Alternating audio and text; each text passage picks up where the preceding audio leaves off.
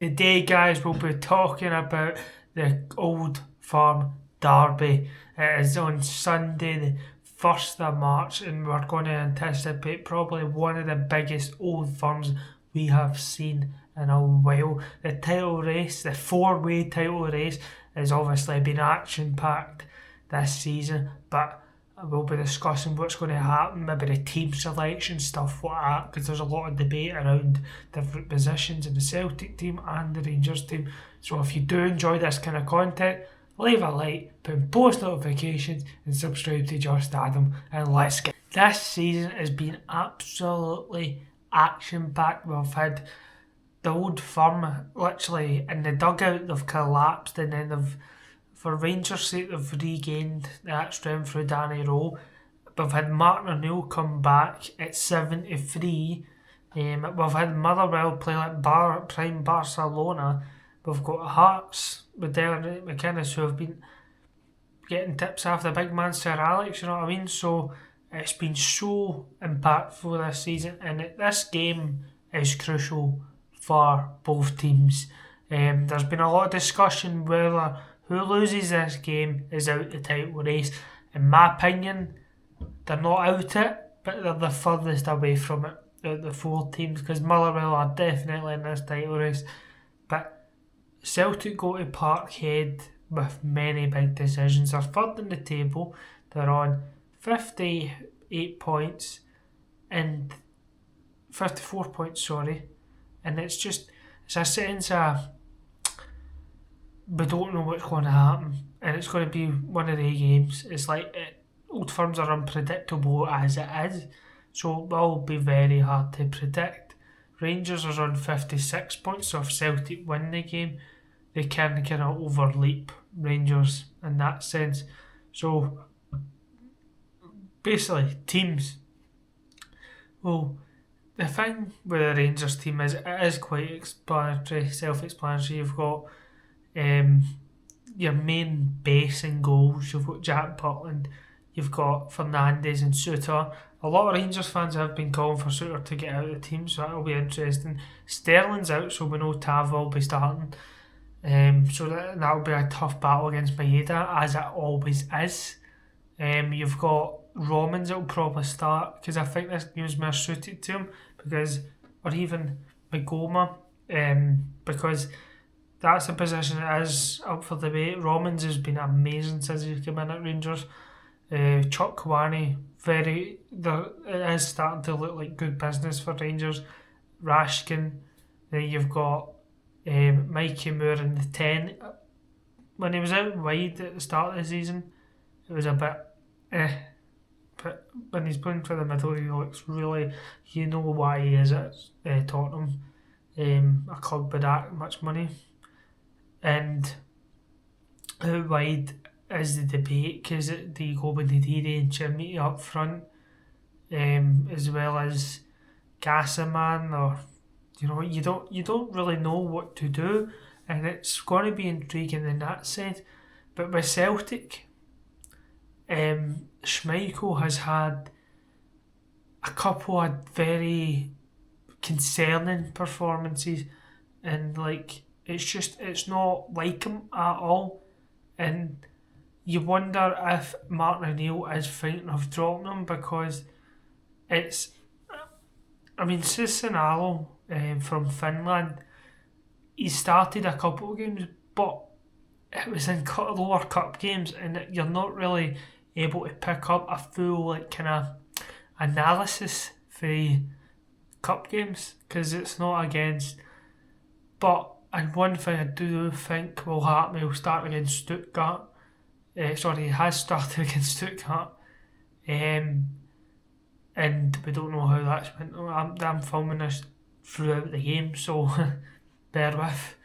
But does he start with Schmeichel, who has obviously made a mistake against Kilmarnock? A lot of goals could have been savable against Stuttgart. I personally think he'll go with Schmeichel, because it is a big ask starting Cicinalo in a game like this. You know what I mean? Going to Ibrox. Celtic have fans, obviously, but it will be a big debate on whether he can get in that team. But I think Schmeichel start. You've got obviously Trusty's not there, so it might be that Brentford right centre back who's never started, or it might be Dane Murray, because Dane Murray has played in games for Celtic, big games as well, so that kind of experience you can rely on. You've obviously got Liam Scales, that's another one. It's Tierney, and see the right back's a hard one because are probably Araujo, even though Ralston's played in this game and he is mediocre. People see him as a mediocre player, but he's done no bad. You know, I mean, he done good against Ryan Kent a couple of years ago, but I do think Araujo is coming into form. I mean, he got that winner against Kelly at the end. Absolute mental, by the way. See, the midfield is a hard one because you've got Oxlade-Chamberlain. I think that's a definite, but then he can't be throwing him in too much because he has not played. Even though he's trained, he's not played. Different intensity. Engels I would go with, and then Callum McGregor. Hatate's been off it. I think Hatate is looking for a move away, and I think that's probably why he's not in the right frame of mind, and that's what kind of is causing this whole he's not playing good enough. But Engels, Oxlade-Chamberlain and Callum McGregor, and I did see something on Twitter today. When does Callum McGregor actually get a rest? And it's actually starting to, obviously you wouldn't rest him in this game, but like Stuttgart away you would think Celtic would rest him, but I mean, you know, do what you want. Up front, this is where it kind of gets tough because Yang, I've watched them a lot and I don't like him. He's not the type of winger I like. He does put a lot of good shift in, to be fair. That's probably one of his good traits. I start Yang, Tinekti on the left, and Maeda.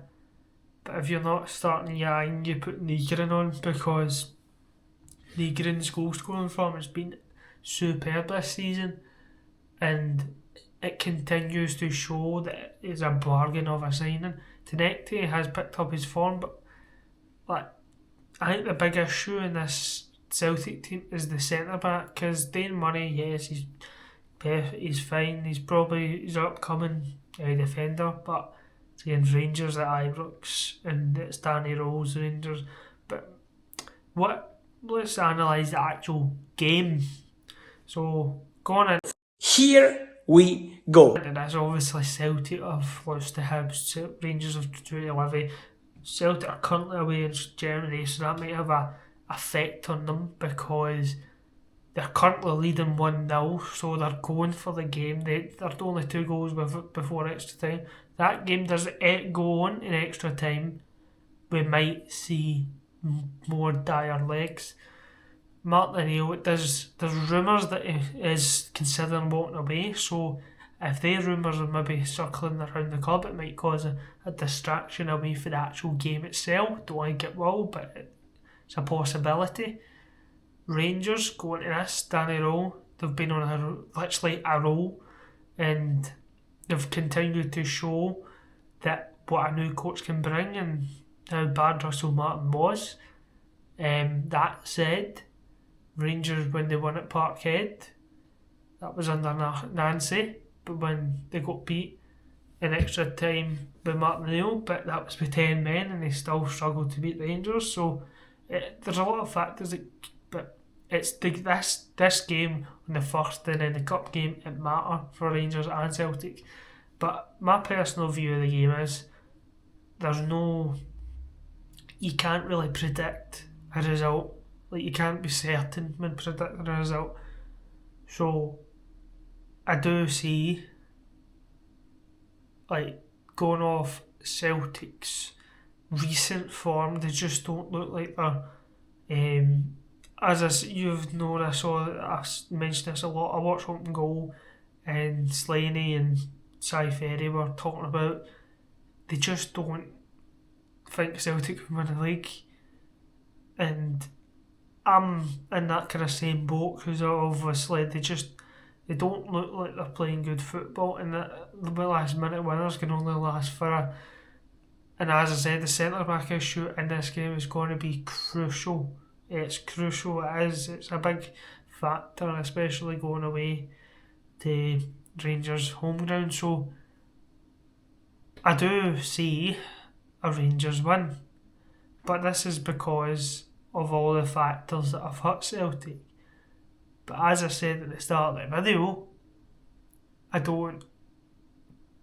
I slightly think who loses is out the title. It's not out the title race, they just have a lesser chance of winning that title, and it's just going to be a harder climb. I think that's the best way to put it.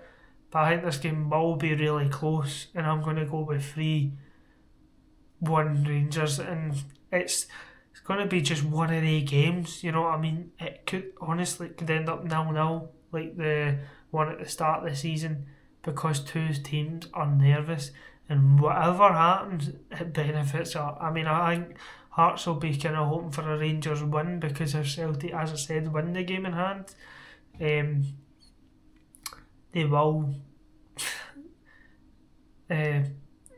come closer to Hearts than Rangers. So, and obviously this is before the split, so Rangers have to go to Parkhead, so it'll be a very interesting into the season. But I want to know, what do you think will happen in this game, guys? Remember to put it down below. I hope you enjoyed this overview of the old format.